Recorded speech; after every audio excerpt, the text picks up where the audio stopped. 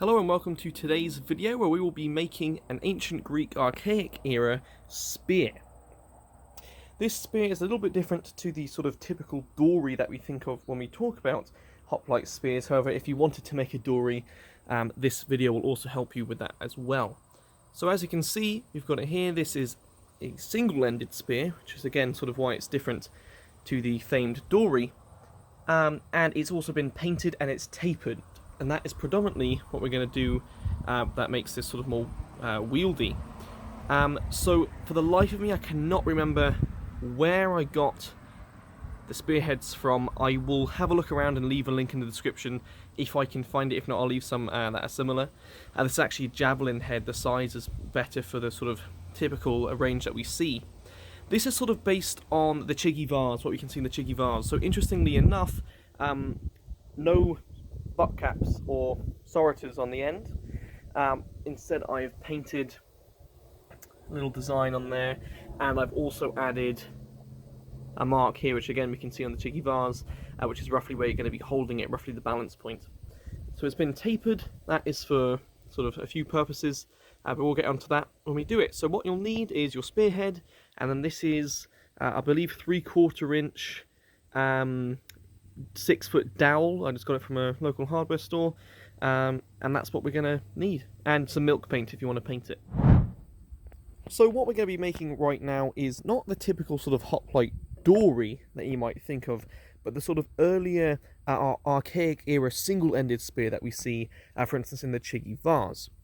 This spear seems to appear to be smaller than the dory, maybe around 6.5–7 feet. So what I'm going to be doing is tapering the spear, and this is going to be just sanded down to the end to essentially allow me to slot this spearhead on the shaft. And this is going to do two things. It's going to allow me to sort of friction fit the shaft as well as glue it in, but it's also going to counterbalance the spear. So because this is going to be tapered in and this side isn't, it's going to allow me to hold the balance point further back on the spear. So I'm just going to be using this sander here, this electric sander, and just gradually sand it away until it fits. Okay, so yeah, I've just been sort of sanding it away, and as you can see, we've got this slight taper sort of happening. I want it to be more of the actual shaft. We can sort of see how this is going to work.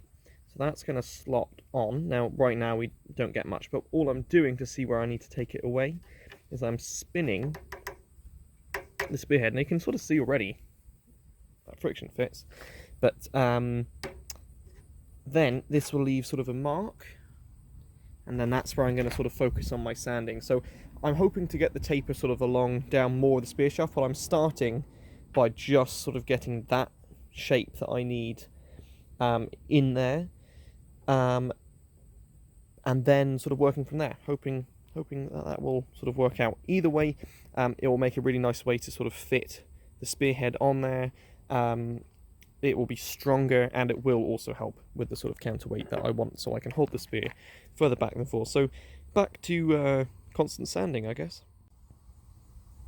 So you can really sort of see how this taper is sort of starting to work, and this guy is really close, hard to do with just one hand, but when it's screwed on properly, it gets down to about here. So we're actually almost done. You can sort of see the tapering starts at about here and sort of gradually comes into the point, and you can see the friction fit works really well. So it sort of starts about here and tapers in, which is what we want, because then the balance point I want to sort of start where I put this mark to about here. It's probably going to be a little forward from that, but that will be okay. Probably ideal actually for what you want. But yeah, so I'm just going to keep sort of going until it's where I want it to be, and then we'll go from there. And there we go, we've got the sort of taper effect that I wanted. You can sort of see it there. This is slotted on. It's not quite as friction fit as I'd hoped. It has a little bit of wiggle, but that should be okay, because I'm going to basically fill the shaft, well, not the shaft, whatever this sort of is, the cone part of this. I'm going to put some wood glue in it, just to give it an extra support. I mean, this still isn't coming off in a hurry. Its friction fit is, like, don't underestimate it. It's honestly most of my javelin heads are actually held on just by friction fit. For this, I do want just that little bit of extra sort of support on there. So yeah, I'm just going to fill this with glue, and then I'm going to paint up the shaft, and then it will be done. My archaic era spear as well, to hold alongside some javelins.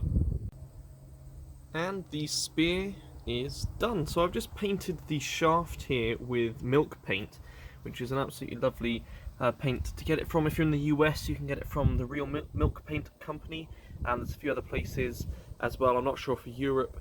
And that's just, it's used nowadays usually for antique sort of woodworking projects, but it gives a really nice sort of natural toned finish. So I've just painted my shaft with that. Then what I've done is roughly where the balance point is. Again, as can sort of be seen on the Che Guevars, I have added this sort of black indicator for that, which I really like. And then at the bottom, I've just done a little pattern, nothing really too fancy.